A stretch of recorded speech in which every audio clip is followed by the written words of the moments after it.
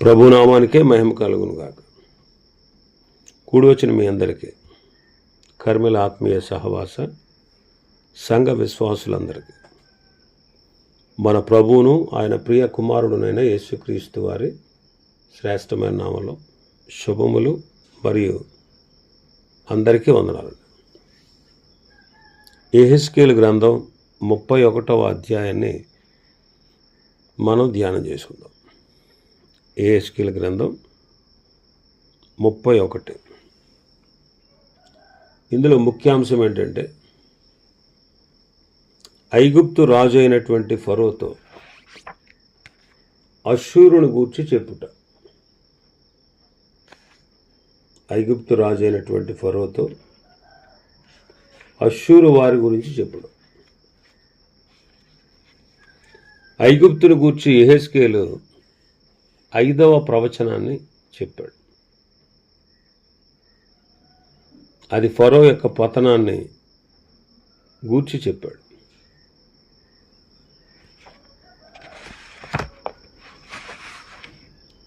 మొదటి 9 వచనాల్లో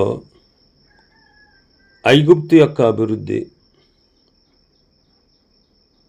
10 నుంచి 14 వచనాల్లో దాన్ని విరగ్గొట్టుట, 15 నుంచి 18 వచనాల్లో అనేకులు దాన్ని చూచి పాఠం నేర్చుకోవడం. ఈ 3 విషయాలు ఇందులో ఉన్నాయి. ఈ అధ్యాయంలో ఐగుప్తు రాజైన ఫరోతో అతని సమూహంతో అష్షూరీయులు ఎలా అభివృద్ధి పొంది పతనమైపోయారో ఆ సంగతి ఎత్తి చెబుతున్నాడు. ఒకసారి చదువుదాం 9 వచనాలు. మరియు 11వ సంవత్సరము 3వ నెల మొదటి దినమున యెహోవా వాక్కు నాకు ప్రత్యక్షమై ఎలాగూ సెలవిచ్చాను. నరపుత్రుడా, నీవు ఐగుప్తు రాజైన ఫరోతోను అతని సమూహంతోనూ ఇట్లను, ఘనుడువైన నీవు ఎవనితో సమానుడు? అష్షూరీయులు లెబానోను దేవదారు వృక్షమైనట్టుండిరి. దాని కొమ్మలు శృంగారములు, దాని గుబురు విశాలము, దాని కొన బహు ఎత్తైనందున మేఘములకు అంటెను. నీళ్లుండుట వలన అది మిక్కిలి గొప్పదాయను. లోతైన నది ఆధారమైనందున అది మిక్కిలి ఎత్తుగా పెరిగాను. అది ఉండు చోటున ఆ నది కాలువలు పారుచు పొలములలోను చెట్లన్నిటికీ ప్రవహించాను. కాబట్టి అది ఎదిగి పొలములోని చెట్లన్నిటికంటే ఎత్తుగలదాయను. దాని శాఖలు బహు విస్తారములాయను. నీరు సమృద్ధిగా ఉన్నందున దాని చిగుళ్ళు పెద్ద కొమ్మలాయను. ఆకాశ పక్షులన్నీ దాని శాఖలలో గూళ్ళు కట్టుకొనెను. భూజంతువులన్నీ దాని కొమ్మల క్రింద పిల్లలు పెట్టెను. దాని నీడను సకలమైన గొప్ప జనములు నివసించెను. ఇలాగున అది పొడుగైన కొమ్మలు కలిగి దాని వేరు విస్తార జలములున్న చోట పారుట వలన అది మిక్కిలి గొప్పదై కంటికి అందమైనదాయను. దేవుని వనములో ఉన్న దేవదారు వృక్షములు దాన్ని మరుగు చేయలేకపోయాను. సరళ వృక్షములు దాని శాఖలంత గొప్పవి కావు. అక్షోట వృక్షములు దాని కొమ్మలంత గొప్పవి కావు. దానికున్న శృంగారము దేవుని వనములోనున్న వృక్షములలో దేనికినీ లేదు. విస్తారమైన కొమ్మలతో నేను దానిని శృంగారించినందున దేవుని వనమైన ఏదోనులో ఉన్న వృక్షములన్నీ దాని సొగసు చూచి దాని యందు అసూయపడెను. అష్షూరీయులు ఎలా అభివృద్ధి పొంది పతనమైపోయారో దాని గురించి చెప్పబడింది. అష్షూరీయులు లెబానోను పర్వతం మీద ఉన్న దేవదారు వృక్షములతో పోల్చారు. చెట్లను రాజ్యములతో పోల్చుట మనం పరిశుద్ధ గ్రంథంలో చూస్తాం. యెషయా గ్రంథం 5వ అధ్యాయాన్ని ఒకసారి చదివితే, ఇశ్రాయేలీలు ద్రాక్ష చెట్టుతో పోల్చబడ్డారు. ద్రాక్ష చెట్టుతో పోల్చబడ్డారు. అలాగే యెహెజ్కేలు గ్రంథం 17వ అధ్యాయంలో దేవదారు వృక్షముతో పోల్చబడ్డారు. దేవదారు వృక్షముతో పోల్చబడ్డారు.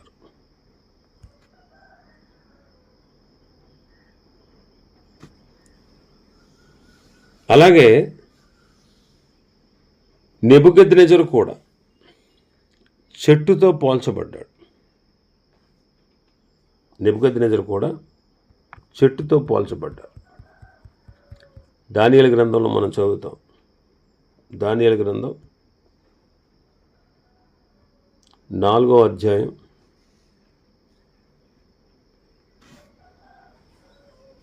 14వ వచనం నుంచి 10వ వచనం నుంచి మనం చూస్తే, నెబుకద్నెజరు ఒక కల కన్నాడు.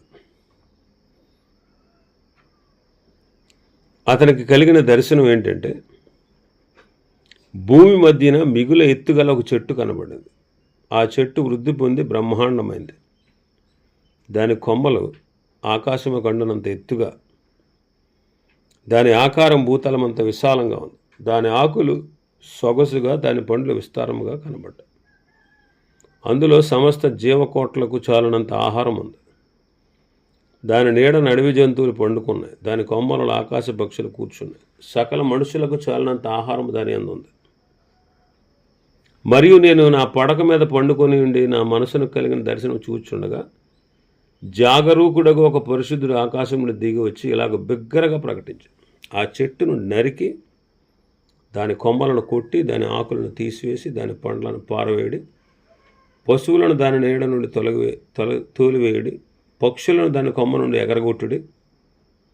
అయితే అది మంచునకు తడిసి పశువు వలె పచ్చికలో నివసించినట్లు దాని ముద్దును ఇనుము ఇత్తడి కలిపిన కట్లతో కట్టించి పొలములోని గడ్డి పోలగినట్టు దాని భూమిలో విడువుడి. 7 కాలములు గడుచు వరకు వానికున్న మానవ మనస్సుకు బదులుగా పశువు మనస్సు కలుగు. ఈ ఆజ్ఞ జాగరూకులకు దేవదూతల ప్రకటనను అనుసరించి జరుగును. నిర్ణయమైన పరిశుద్ధ ప్రకటనను అనుసరించి సంభవించు. మహోన్నతుడకు దేవుడు మానవుల రాజ్యం పైన అధికారి అయి దాన్ని ఎవరికి అనుగ్రహింప ఇచ్చేయించినో వారికి అనుగ్రహించునని ఆయా రాజ్యముల పైన అత్యల్ప మనుషులను ఆయన నియమించుచున్నాడని మనుషులందరూ తెలుసుకున్నట్లు ఇలాగ జరుగును. అప్పుడు దానియేలు, నాకు కలిగిన దర్శనం ఇదే. నీవు తప్ప రాజ్యంలో మరి ఏ జ్ఞాని కూడా దాని భావం నాకు చెప్పనేరడు. నీ యందు పరిశుద్ధ దేవత ఆత్మ ఉన్నది కనుక నీవే దానిని చెప్పగల సమర్థుడు అని అన్నాడు. అందుకు దానియేలు గంటసేపు అతి విస్మయం ఉంది, మనస్సునందు కలవరపడ్డాడు. రాజు, దానియేలు, ఈ దర్శనం వలన కానీ దాని భావం వలన కానీ నువ్వు కలవరపడకన్నాడు. అప్పుడు దానియేలు, ఈ దర్శనము తమరిని ద్వేషించి వారికి కలగాలి, దాని భావం దాని శత్రువులకు చెందాలి, తమరి శత్రువులకు చెందాలంటాడు. 20వ వచనం చదివితే 4:20 దానియేలు, తాను చూచిన చెట్టు వృద్ధి నొంది బ్రహ్మాండమైనదాయను. దాని కొమ్మలు ఆకాశం నుండినంత ఎత్తుగా, దాని ఆకారం భూతలమంత విశాలంగా ఉండను. దాని ఆకులు సొగసుగాను, దాని పండ్లు విస్తారముగాను కనబడను. అందులో సమస్త జీవకోట్లకు చాలినంత ఆహారం ఉండి దాని నీడను అడవి జంతువులు పండుకుని దాని కొమ్మలు ఆకాశ పక్షులు కూర్చున్నాను కదా. ఓ రాజా, ఆ చెట్టు నిన్ను సూచిస్తూ ఉంది అన్నాడు. కాబట్టి పరిశుద్ధ గ్రంథంలో చెట్లు మనుషులకు అలాగే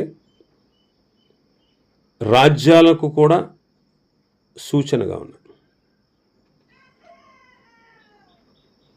ఇంకా మనం చూస్తే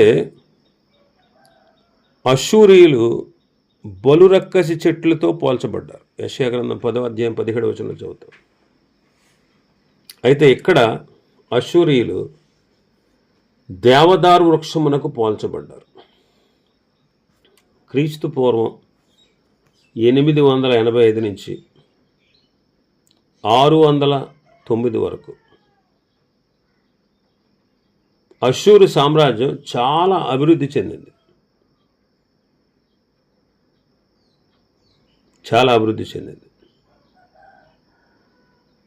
అన్ని రాజ్యాల కంటే అది ఘనంగా ఉంది. అన్ని రాజ్యాల కంటే కూడా అది 4-5 వచనాల్లో అదే ఉంటుంది. అది చాలా ఎత్తుగా పెరిగింది. అనేక రాజ్యాలను జయించింది. ఈ రాజ్యాలన్నిటి మీద జయమిచ్చింది, ఉన్నత స్థితికి తెచ్చింది దేవుడే. ఈ రాజ్యాలన్నిటి మీద అష్షూరీయులకు జయమిచ్చి దానిని ఉన్నతంగా హెచ్చించింది దేవుడే. అయితే అష్షూరీయులు గర్వించారు. ఏదేను అను దేవుని వనంలో ఉన్న వృక్షాలన్నీ దాన్ని చూచి అసూయపడ్డాయంట. అంతగా ఎదిగింది.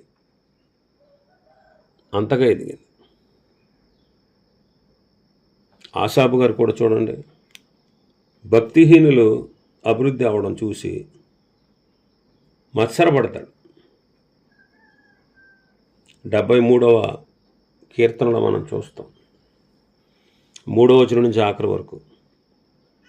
భక్తిహీనులు ప్రబలుట చూసి ఆసాపు మత్సరపడ్డాడు.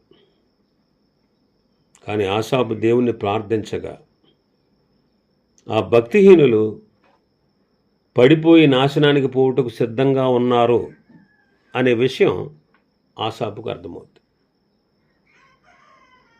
ఆ విషయం తెలుసుకున్నాడు. అందుకే నీవు నాకుండగా ఈ లోకంలో ఏది నాకు అక్కర్లేదంటాడు. మన భాగంలోకి వస్తే 10వ వచనం నుంచి 14వ వచనం వరకు. కావున ప్రభువుని యెహోవా ఈ మాట సెలవిచ్చుచున్నాడు, నీ ఎత్తును బట్టి నీవు అతిశయపడితివి. తన కొన మేఘములకు అంటజేసి తన ఎత్తును బట్టి అతడు గర్వించెను. కాబట్టి అతని దుష్టత్వమును బట్టి అతనిని తరిమివేసి జనములలో బలము గల జనమునకు నేను అతన్ని అప్పగించెదను. ఆ జనము అతనికి తగిన పని చేయును. జనములలో క్రూరులైన పరదేశులు అతనిని నరికి పారవేసిరి. కొండలలోనూ లోయలన్నిటిలోనూ అతని కొమ్మలు పడెను. భూమి యందున్న వాగులలో అతని శాఖలు విరిగిపడెను.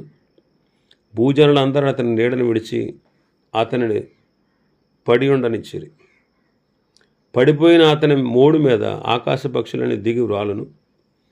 అతని కొమ్మల మీద భూజంతువులన్నీ పడును.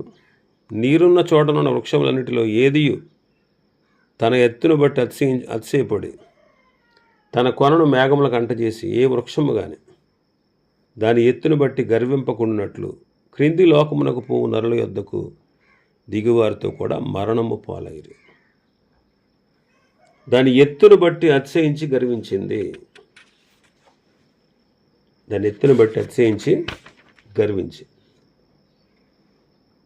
ఉజ్జియా అనే రాజు, యోధారాజు, అతనికి ఆశ్చర్యకరమైన సహాయాన్ని దేవుడు చూపించాడు. అతన్ని వృద్ధి చేశాడు. అతని కీర్తి బహు దూరంగా వ్యాపించింది. అయితే అతను ఏం చేశాడు? మనసున గర్వించి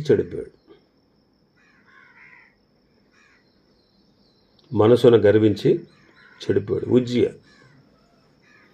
అలాగే యెహోషాపాతు, తనకు ఐశ్వర్యము ఘనత కలిగింది. అతడు భక్తిపరుడు. మంచి రాజుల్లో, యోధాను పరిపాలించిన మంచి రాజుల్లో అతడు ఒకడు, యెహోషాపాతు. అతనికి కూడా ఐశ్వర్యము ఘనత బహు విస్తారంగా కలిగింది. భక్తిహీనుడైనటువంటి ఆహాబుతో అతడు బియ్యం పొందాడు. కాబట్టి గర్వం అనేది మనిషి పతనానికి కారణం. అందుకే సామెతల గ్రంథకర్త ఏమన్నాడు? 16వ అధ్యాయం 18వ వచనంలో, నాశనమునకు ముందు గర్వం నడుచును, పడిపోవుటకు ముందు అహంకారమైన మనసు నడుచును అంటాడు. కాబట్టి అష్షూరీయులు గర్వించిన కారణంగా విరగొట్టబడ్డారు. వారందరూ ఎలాంటి వాళ్ళు? జనములన్నిటిలో బలవంతులు. అలాంటి వీళ్ళు, ఉన్నతంగా ఎదిగినటువంటి వీళ్ళు, గొప్ప ప్రపంచంలో ఉండేటువంటి అన్ని రాజ్యాలను, అనేకమైన రాజ్యాలను జయించిన వీళ్ళు ఇప్పుడు పడిపోతున్నారు. వారు గర్వించిన కారణంగా విరగొట్టబడుతున్నారు. వారు బలమైన జనమునకు అప్పగించబడబోతున్నారు. జనములలో బలము గల జనమునకు అతడు అప్పగించబడుతున్నాడు. ఎవరు ఆ బలము గల జనం అంటే? బబులోనీయులు, బబులోను రాజు సైన్యం అన్నమాట. వాళ్ళు ఎలాంటి వాళ్ళంటే క్రూరులు. క్రూరులైన పరదేశాలు అనమాట, కల్దీయులు అనమాట. క్రీస్తుపూర్వం 609లో కర్కెమీషు యుద్ధంలో బబులోను వారు అశ్షూరు సైన్యాల్ని చిత్తుగా ఓడించారు. అశ్షూరు మళ్ళీ కోలుకోలేదన్నమాట. దాని బల ప్రభావములు చరిత్ర పుటల్లోనే ఇంకిపోయాయి. నీరున్న చోటనున్న వృక్షాలన్నిటినీ ఏది కూడా తన ఎత్తును బట్టి గర్వింపకుండానట్లు క్రింది లోకమునకు పోవు నరుల యొద్దకు దిగువారితో కూడా మరణము పాలైరి అంటాడు 14వ వచనం. అంటే ఇలాగా 14వ వచనం, నీరున్న చోటనున్న వృక్షములన్నిటిలో ఏది కూడా తన ఎత్తును బట్టి అతిశయపడి తన కొనను మేఘముల కంట చేసిన ఏ వృక్షము కానీ దాని ఎత్తును బట్టి గర్వింపకుండానట్లు అశ్షూరీయుల వారిని క్రింది లోకమునకు పోవు నరుల యొద్దకు దిగువారితో కూడా మరణానికి పాలయ్యారు. అంటే దీని అర్థం ఏంటంటే వారు పతనమైపోవడం చూసి అనేకులకు పాఠం అన్నమాట. అనేకులకు పాఠం. అతని వలె గర్వించే వారందరికీ అలాంటి గతే పడద్దరా బాబు అని దేవుడు తెలియపరిచాడు. పరిశుద్ధ గ్రంథంలో కూడా చాలామంది పతనమైపోయినటువంటి వారి యొక్క జీవితాలు మనం చూస్తాం. పాత నిబంధనలు వాళ్ళందరూ ఎందుకు అలా పతనమైపోయడం, ఎందుకు దేవుని శిక్షకు పాత్రలు అవ్వడం, ఎందుకు రాయించాడు దేవుడు పరిశుద్ధ గ్రంథంలో అంటే మనకు పాఠం కలగడానికే. మనకు పాఠం కలగడానికి ఈ సంగతులు దృష్టాంతములుగా వారికి సంభవించి యుగాంతమందున్నటువంటి మనకు బుద్ధి కలగడానికి రాయబడ్డాయి.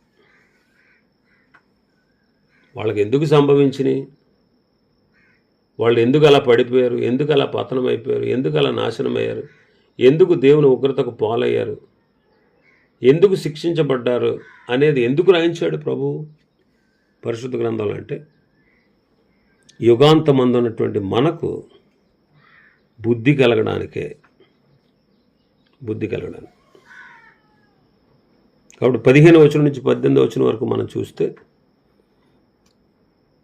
అతడు పాతాళంలోకి దిగిపోయిన దినమున నేను అంగలార్పు కలుగజేసేదాను. 15వ వచనం, ప్రభువైన యెహోవా సెలవిచ్చినదేమనగా అతడు పాతాళంలోనికి పోయిన దినమున నేను అంగలార్పు కలుగజేసి తిని అగాధ జలములు అతనికి అప్పజేసి తిని అనేక జనములను ఆపి అతనిని బట్టి నేను వాటి ప్రవాహములను బంధించి తిని అతని కొరకు నేను లెబానోను పర్వతమును గాఢాంధకారము కమ్మజేసి తిని ఫలవృక్షములన్నీ అతని గూర్చి వ్యాకులపడను. పాతాళంలోనికి అతని దింపగా గోతులోనికి పోవారి వద్దకు అతని పడవేయగా అతని పాటు ధ్వని చేత జనములను వణకజేసి తిని నీరు పీల్చు లెబానోను శ్రేష్ఠ వృక్షములన్నీ ఏదైనా వృక్షములన్నీ పాతాళంలో తమ్మును తాము ఓదార్చుకున్నది. అన్యజనుల మధ్య అతని నీడను నివసించి అతనికి సహాయకులగు వారు అతనితో కూడా పాతాళమునకు అతడు హతము చేసిన వారి వద్దకు దిగిరి. కాబట్టి ఘనముగాను గొప్పగానున్న నీవు ఏదైనా వనంలో వృక్షలలో దేనికి సమ్ముడవు?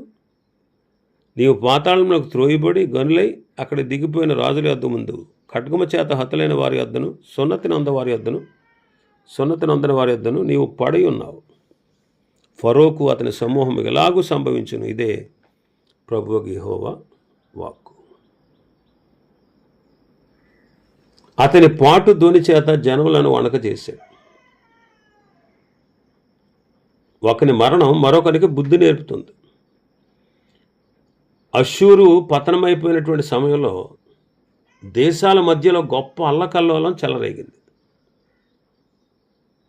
ఉత్తర రాజ్యాలన్నీ కూడా విచారణ మునిగిపోయినాయి. అరే ఎంత గొప్ప సామ్రాజ్యం కూలిపోయిందని వాళ్ళెంతో గాబరా పడ్డారు. ఉత్తర రాజ్యాలన్నీ కూడా విచారంతో మునిగిపోయాయి. ఇక్కడ ఒకడికి వచ్చేటువంటి శిక్ష మరొకడికి హెచ్చరికగా ఉంది.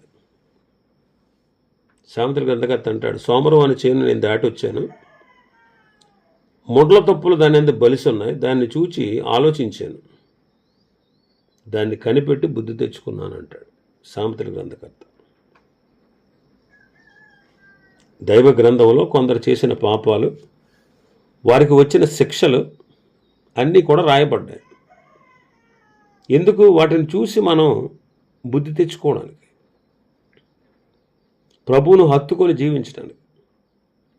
కాబట్టి ఇక్కడ అష్షూరీయుల గురించి, అష్షూరీయుల యొక్క ఎదుగుదల, అష్షూరీయుల యొక్క గర్వం, అష్షూరీయుల యొక్క పతనం, ఇవంతా చూపిస్తూ, అరే బాబు, నువ్వు అష్షూరీయుల కంటే గొప్పడువేం కాదు, అష్షూరు దేశం కంటే, అష్షూరు సామ్రాజ్యం కంటే నీవు గొప్పదేం, నీ సామ్రాజ్యం గొప్పదేం కాదు, నువ్వు ఎందుకు పనికి వస్తావు దాని ముందు? దానికే ఎలాంటి గతి పట్టింది కదా గర్వాన్ని బట్టి. ఐగుప్తు రాజు, ఐగుప్తు నీకు కూడా ఎలాంటి గతే పడుతుంది అని ప్రభు అతన్ని హెచ్చరించాడు. ప్రభు అతన్ని అష్షూరీయులకు సంభవించినట్లే ఐగుప్తీయులకు కూడా జరుగుతుంది అని దేవుడు హెచ్చరించాడు. కాబట్టి గర్వించిన వారికి నాశనము తప్పదు. కాబట్టి మనం దేన మనస్కులమై ఉండాలండి. దేనికి గర్వం? ఏముందని? మనం ఏ పాటి వారం? అసలు మనలో ఏ విధమైనటువంటి ఆధిక్యతలు ఉన్నాయి? అసలు మన గొప్పతనం ఏముంది? గర్వించడానికి మనలో ఏముంది? ఏమీ లేదు. గర్వించడానికి అసలు ఏమీ లేదు మనలో, ఏమీ లేసమంతా లేదు. మనం గర్వించడానికి తగిన వారం కాదు. ఎందుకంటే మనం అంత గొప్పవాళ్ళం ఏం కాదు. ఐగుప్తుతో అదే చెప్తున్నాడు, అరే అష్షూరు దేశాన్ని నేను ఎంత వృద్ధిలోకి తీస్తే వాళ్ళు గర్వించారు, దాన్ని నేను బబులోనీయుల చేతికి అప్పగించి నాశనం చేస్తాను. వాళ్ళు నాశనం అయిపోతే చుట్టుపక్కల ఉన్న వారికి భయం కలుగుతుంది. మరి నువ్వెంత? నువ్వేమాత్రపు వాడవు? అందుకే మొదటి వచనంలోనే, రెండవ వచనంలోనే అంటాడు ఆయన, గనుడువైన నీవు ఎవరితో సమానుడు? నువ్వు ఎవరికి సరిపోతావు అసలు?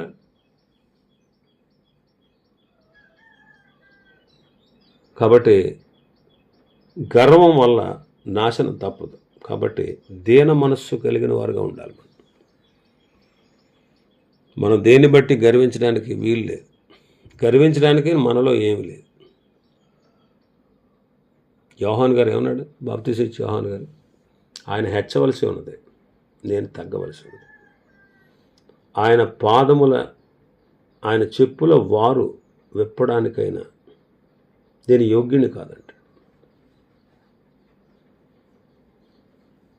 ఆయన దేవుడండి. ఆయన ఎదుట అతిశయించడానికి నువ్వెవరు, నేనెవరు? ఆయన చేతి సృష్టి మనం. ఆయన మనం సృష్టించాడు. ఆయన ఊపిరి విడవగా భూతలం నూతనపరచబడద్దంట. ఆయన మొహం చాటేస్తే మొత్తం భూమి అంతా మార్పు పొందుతుంది. కాబట్టి మనం అతిశయించి గర్వించడానికి లేదు. మన ప్రభువుని బట్టి అతిశయించాలి. ఆయన కృపగలవాడని అతిశయించాలి. ఆయన కృప యందు మనం నమ్మిక ఉంచాలి. ఆయన యందు భయభక్తులు కలిగి దీన మనస్కులే మనం జీవించాలి. ఇవి ఈ అధ్యాయమైనటువంటి విషయాలు. ప్రభు చిత్తమైతే రేపు దినం మరొక అధ్యాయాన్ని ధ్యానం చేసుకుందాం. దేవుడి వర్తమాన వాక్యాన్ని మన వినికిడిలో ఆశీర్వదించును గాక. ఆమేన్.